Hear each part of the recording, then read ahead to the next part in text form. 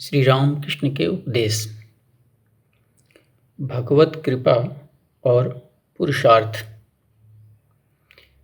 यह नहीं कि भगवान हमें भोजन देते हैं इसलिए वे दयामय हैं। पिता अपनी संतान को भोजन तो देगा ही, वास्तव में वे इसलिए दयामय हैं कि वे हमें कुपथ में जाने से बचाते हैं, मोह या प्रलोभन से हमारी रक्षा करते हैं। प्रश्न: किस प्रकार के कर्म से हम ईश्वर को पा सकते हैं? उत्तर: मनुष्य उन्हें अमुक कर्म से पा सकता है, अमुक से नहीं, ऐसी बात नहीं। उनकी प्राप्ति होना उन्हीं की कृपा पर निर्भर है, पर उनकी कृपा के लिए व्याकुल होकर कुछ कर्म करते रहना चाहिए। उनकी कृपा से सुयोग मिल जाता है, अनुकूलता हो जाती है। कभी ऐसा हो जाता है कि भाई ने संसार का कुल भार ले लिया, तुम निश्चिंत हो गए। स्त्री विद्याशक्ति धार्मिक निकली, उसकी ओर से कोई बाधा नहीं रही, या विवाह ही नहीं हुआ, इस तरह से संसार में फंसना ही ना पड़ा। इस प्रकार सुयोग के मिलने पर काम बन जाता है। दियासलाई की एक लकड़ी के जलते ही हजारों साल का अंधकार भी उसी क्षण दूर हो जाता है।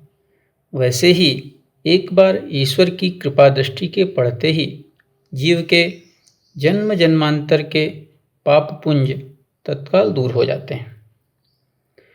कुछ मछलियों में बहुत अधिक कांटे होते हैं और कुछ में एक ही कांटा होता है, पर मछली खाने वाला खाते समय सभी कांटों को निकाल फेंकता है। इसी तरह कुछ लोगों में अत्यधिक पाप होते हैं तो कुछ में एक आधी, परंतु ईश्वर की कृपा होने पर सभी के पाप दूर हो जाते हैं। मलय पवन के लगने से जिन पेड़ों में कुछ सार है वे सब चंदन बन जाते हैं, परंतु बांस, केला आदि सार रहित वृक्षों पर कुछ असर नहीं होता। इसी तरह भगवत कृपा पाकर जिनमें कुछ सार है वे तो तत्काल सद्भाव से परिपूर्ण हो जाते हैं, किंतु सारहीन विषयासक्त मनुष्य का सहज में कुछ नहीं होता। एक भक्त बहुत जप किया करता था। श्री रामकृष्ण ने उससे कहा, तुम एक ही जगह क्यों अड़े हो, आगे बढ़ो। इस पर भक्त ने कहा, यह तो उनकी कृपा के बिना नहीं हो सकता। तब श्री रामकृष्ण बोले, उनका कृपा रूपी पवन तो दिन रात बह ही रहा है। भवसागर पार करना हो तो अपनी नाव का पाल तान दो। भगवत कृपा का पवन सदा बह रहा है। आलसी लोग उसका सदुपयोग नहीं करते, परंतु जो उद्यमशील होते हैं वे अपनी नौका का पाल फहरा देकर आसानी से पार हो जाते हैं। प्रश्न: क्या एकाएक कुछ नहीं होता? उत्तर: साधारणतया किसी भी विषय में सिद्ध होना हो तो उसके लिए पहले काफ़ी साधना करनी पड़ती है।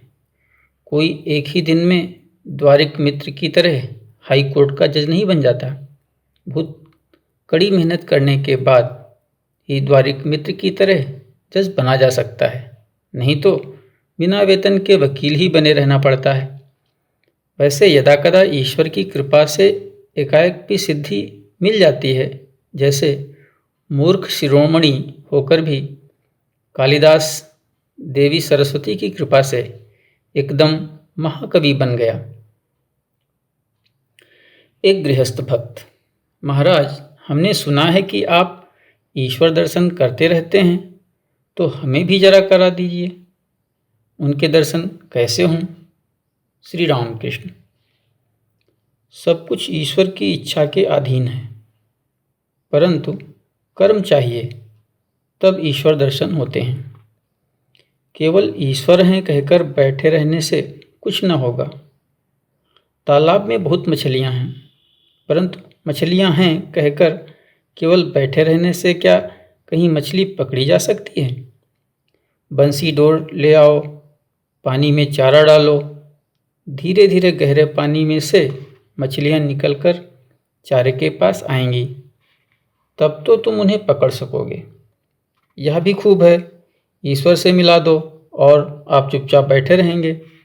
दही जमाकर उसे मथकर मक्खन निकालकर उनके मुंह तक पहुंचाया जाए, मछली पकड़कर हाथ में रख दी जाए, अच्छी बला है।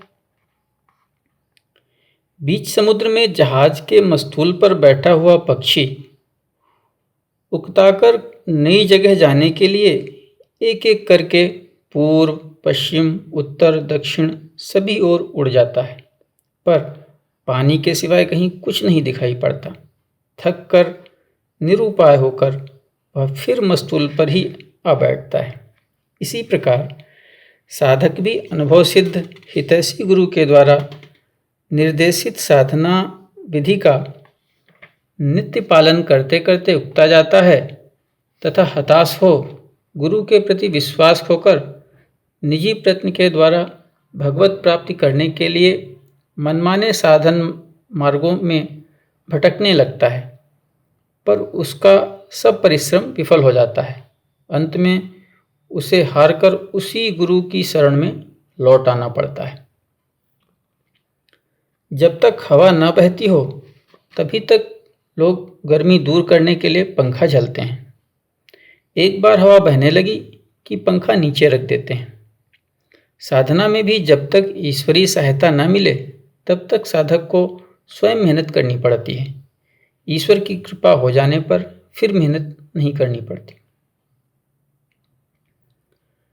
हवा बहने लगे तो पंखे की जरूरत नहीं रह जाती। ईश्वर की कृपा हो जाए तो साधन भजन की आवश्यकता नहीं रहती। जीवन पर भगवान, गुरु तथा भक्तजनों की दया होने के बावजूद यदि स्वयं के मन की दया न हो तो उसका विनाश ही होता है। अर्थात इन तीनों की कृपा के होते हुए भी यदि मनुष्य के मन में मुक्ति की स्पृहा न हो, व्याकुलता न हो, तो सदुपदेश, साधुसंग आदि सब विफल ही होते हैं। कितनी भी चेष्टा करो, भगवान की कृपा के बिना कुछ नहीं होता। उनकी कृपा के बिना उनके दर्शन नहीं मिलते, परंतु उनकी कृपा भी सहज में नहीं होती। उसके लिए अहंकार का संपूर्ण त्याग कर देना पड़ता है। मैं करता हूँ इस बोध के रहते उनके दर्शन नहीं हो सकते। भंडार घर में अगर कोई हो और उस समय घर के मालिक से अगर कोई कहे कि आप भंडार से अमुक चीज़ निकाल दीजिए, तो मालिक यही कहता है कि वहाँ तो एक आदमी है ना, फिर मेरे जाने की क्या ज़रूरत। जो खुद ही करता बना बैठा है उसके हृदय में भगवान आसानी से नहीं आते। उनकी कृपा से ही उनके दर्शन होते हैं। वे ज्ञान सूर्य हैं। उनकी एक ही किरण से संसार में यह ज्ञान का प्रकाश फैला हुआ है। उसी की सहायता से हम एक दूसरे को पहचानते हैं और संसार में तरह तरह की विद्याएं सीखते हैं। यदि वे एक बार अपना प्रकाश अपने चेहरे पर डालें तो हमें उनके दर्शन हो सकते हैं।